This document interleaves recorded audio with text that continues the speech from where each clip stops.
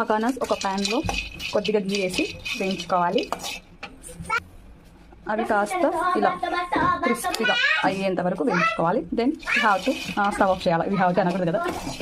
ఇప్పుడు అవి రోస్ట్ అయినా ఒక గిన్నెలో తీసేసి ప్యాన్లో నెయ్యి వేసి జస్ట్ 2 స్పూన్స్ ఎనఫ్. ఫస్ట్ కొన్ని ఆవాలు,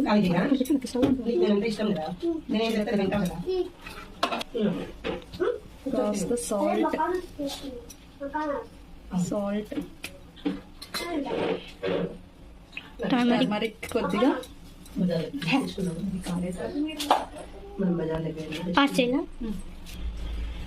లైట్ చిల్లీ పౌడర్. ఇప్పుడు ఆల్రెడీ ఫ్రై చేసిన మసాలాస్ వేసి